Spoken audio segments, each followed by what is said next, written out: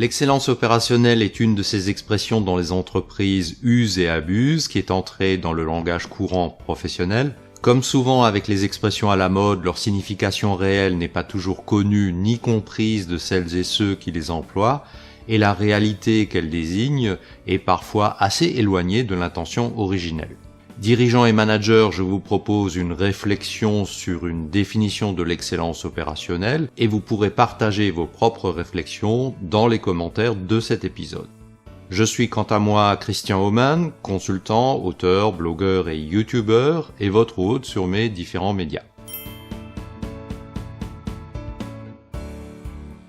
Lorsqu'apparemment je ne partage pas tout à fait la même compréhension ou la même définition d'un mot ou d'une expression que mes interlocuteurs, je me tourne vers les dictionnaires pour vérifier ce que les gardiens de la langue en disent. Pour l'excellence, le dictionnaire Robert en ligne nous indique que c'est le caractère de ce qui est excellent qui ne peut être meilleur. Le dictionnaire Larousse indique lui que c'est le degré éminent de qualité, de valeur de quelqu'un, de quelque chose dans son genre. Il faut donc comprendre l'excellence comme le summum de quelque chose, il n'y a rien au-dessus, du moins pour le moment. Passons au qualificatif opérationnel. Une petite recherche auprès de différentes sources permet de proposer une définition des fonctions opérationnelles dans les entreprises, qui sont celles qui regroupent l'ensemble des fonctions et les personnels dont les activités sont directement liées à la fabrication, à l'expédition des biens produits par l'entreprise, ou plus largement qui créent de la valeur pour les clients ou les bénéficiaires. L'opérationnel est donc synonyme d'exécution.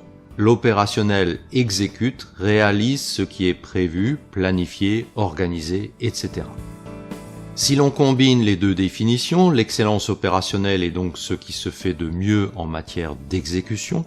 L'excellence opérationnelle se matérialise dans la fourniture de produits et ou de services dans les délais convenus, selon les conditions prévues, sans défaut ni erreur, au meilleur prix pour le client ou le bénéficiaire, et sans que ce dernier ne soit obligé de se soucier de rien en ce qui concerne l'exécution, ni devoir s'enquérir si la livraison aura bien lieu, quand et où, ne pas subir de déconvenues ou de déceptions quant à la qualité de ce qui est livré, ni de la livraison elle-même. Rien que dans l'énoncé de ce qui précède, on se rend compte qu'en tant que client, on ne constate pas si souvent un état d'excellence opérationnelle, bien qu'une foultitude d'entreprises proclament y travailler. Preuve qu'il reste amplement de quoi faire, ou que les actes ne matérialisent pas encore, les discours.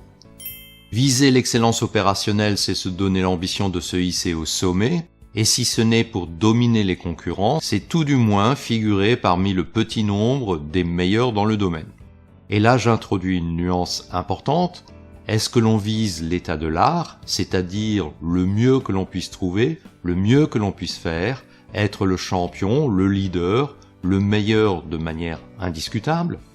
Ou se contente-t-on de l'état de l'industrie, c'est-à-dire se hisser au niveau des meilleurs du secteur, sans forcément viser à devenir le meilleur ou le leader, mais en être très proche?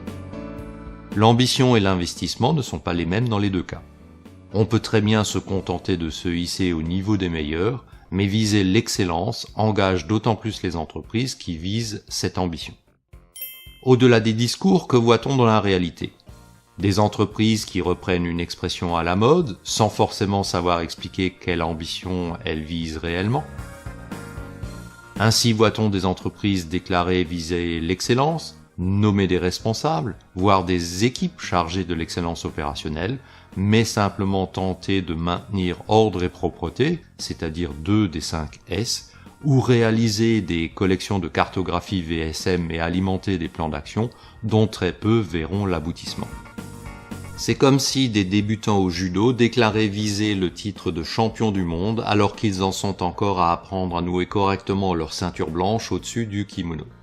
Il serait plus raisonnable de viser d'abord une qualification pour participer à une compétition régionale plutôt que d'afficher une ambition démesurée, immédiatement mise en doute par la réalité visible. Par ailleurs, dans les entreprises, mentionner l'amélioration continue, c'est ringard, ça fait quand même plus de 40 ans qu'on en parle. L'amélioration continue fait partie des fonctionnements basiques d'une entreprise, ça fait partie des exigences des normes ISO. Et par ailleurs, mentionner l'amélioration continue, c'est reconnaître que tout ne fonctionne pas comme cela devrait. En contraste, excellence opérationnelle, ça claque tout autrement, même si l'on en est encore à se battre pour que les postes de travail soient systématiquement nettoyés et rangés. Parmi les causes d'échec des programmes d'excellence opérationnelle, une des plus citées est l'imitation des autres. On fait parce que tout le monde le fait. C'est également la raison pour laquelle tout le monde parle d'excellence opérationnelle, même sans vraiment savoir ce que cela recouvre. Le lancement de tels programmes peut également se faire sur ordre du quartier général. Les parties prenantes sont alors lancées dans des programmes ambitieux, sans maîtriser les basiques et sans certitude que les injonctions se justifient par la réalité locale. Ne sachant pas exactement quoi et comment faire, les personnels chargés de cette mission s'inspirent de diverses lectures et témoignages, imitent plus qu'ils ne comprennent et initient des actions souvent trop peu coordonnées et surtout sans alignement avec un objectif stratégique. Il en résulte une collection de petites actions, comme une peinture pointilliste dans laquelle on pose des points de couleur un peu au hasard, un peu de manière pragmatique et dans l'espoir de finir avec un chef-d'œuvre.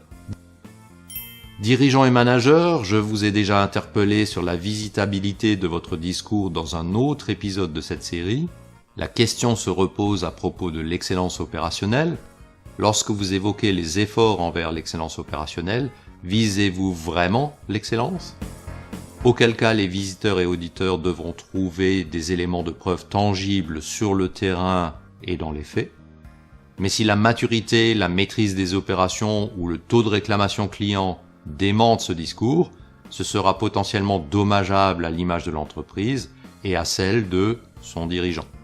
Soyez également clair, si vous engagez un programme d'excellence opérationnelle, mandatez-vous vos équipes pour conquérir le leadership dans votre domaine d'activité ou plus raisonnablement de hisser l'entreprise dans le peloton de tête de votre secteur.